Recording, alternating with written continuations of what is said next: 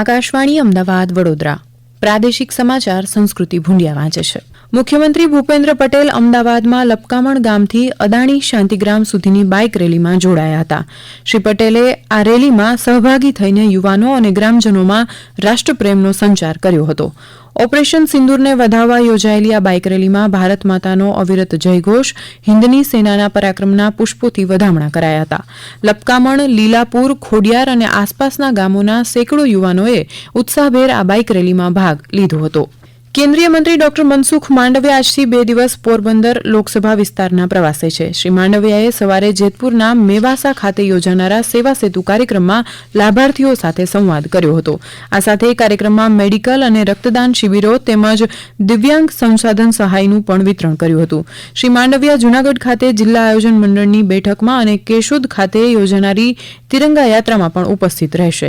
ત્યારબાદ શ્રી માંડવિયા સાંજે કેશોદના બાલા ગામ ખાતે યોજાનારા સેવા સેતુ કાર્યક્રમમાં લાભાર્થીઓ સાથે સંવાદ કરશે. શ્રી માંડવિયા આવતીકાલે સવારે રાજકોટના ઉપલેટા ખાતે તેમના શ્રી ગોરસ સાંસદ કાર્યાલય ખાતે કાર્યકર્તાઓ અને નાગરિકો સાથે મુલાકાત કરી તેમના પ્રશ્નો સાંભળશે. કેન્દ્રીય ગૃહમંત્રી અમિત શાહ આજથી 2 દિવસ ગુજરાતના પ્રવાસે છે. સત્તાવાર માહિતી મુજબ શ્રી શાહ આજે ગાંધીનગરમાં 708 કરોડ રૂપિયાના વિવિધ વિકાસ કાર્યોના લોકાર્પણ અને ખાતમુહૂર્ત કાર્યક્રમમાં ઉપસ્થિત રહેશે. તેઓ સાંજે ગાંધીનગર મહાનગરપાલિકા દ્વારા નવનિર્મિત પ્રાથમિક આરોગ્ય કેન્દ્ર વાવોલ, ચ રોડ પર નવનિર્મિત સેક્ટર 21 અને 22 ને જોડતા અંડરબ્રિજ, પેથાપુરમાં પ્રાથમિક આરોગ્ય કેન્દ્ર અને કોલવડા તળાવનું લોકાર્પણ કરશે. સુરેન્દ્રનગર જિલ્લાના થાનગઢ તાલુકામાં ખનીજ ચોરી ઝડપી પાડવાની સાથે 11 મજૂરોને રેસ્ક્યુ કરવામાં આવ્યા છે. ચોટીલાના નાયબ કલેક્ટર, થાનગઢ મામલતદાર અને તેમની ટીમ દ્વારા થાનગઢ તાલુકાના નળખંભા ગામે દરોડો પાડવામાં આવ્યો હતો, જેમાં ખનીજ ચોરી સામે ખોદેલા 3 કૂવા મળી આવ્યા હતા. આ કૂવામાંથી 2 મહિલા સહિત 11 મજૂરોને રેસ્ક્યુ કરાયું હતું. આ અંગે ચોટીલાના નાયબ કલેક્ટર H.T. મકવાણાએ વધુ માહિતી આપી. જે મજૂરો કામ કરતા હતા એ અંદર હતા અને એ તમામ 12 મજૂરોને રેસ્ક્યુ કરી અને બહાર કાઢવામાં આવેલ છે સહી સલામત રીતે. સાથે સાથે એક ચરખી, એક જનરેટર અને 15 ટન કાર્બોસેલનો જથ્થો એમ મળીને કુલ 8 લાખનો જથ્થો જપ્ત કરવામાં આવેલ છે. જૂનાગઢ કૃષિ વિશ્વવિદ્યાલય ખાતે આજે 31મો પ્રાચીન વર્ષા વિજ્ઞાન પરિસંવાદ યોજાયો હતો. કૃષિમંત્રી રાઘવજી પટેલની ઉપસ્થિતિમાં યોજાયેલા પરિસંવાદમાં સૌરાષ્ટ્રમાંથી 100 જેટલા આગાહીકારો ઉપસ્થિત રહ્યા હતા.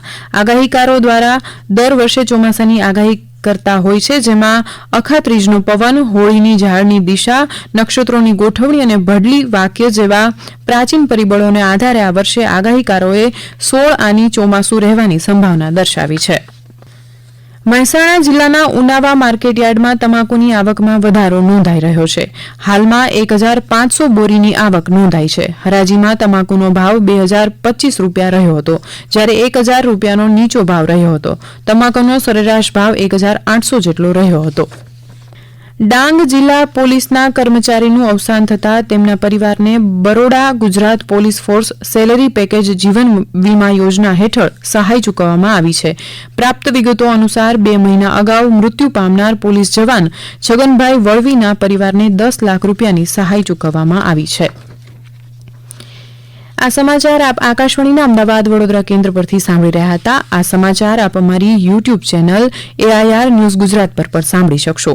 વધુ સમાચાર માટે અમારી વેબસાઇટ newsonair.gov.in/gujarati અને અમારા એક્સ હેન્ડલ AIR news_ABAD ને ફોલો કરી શકશો.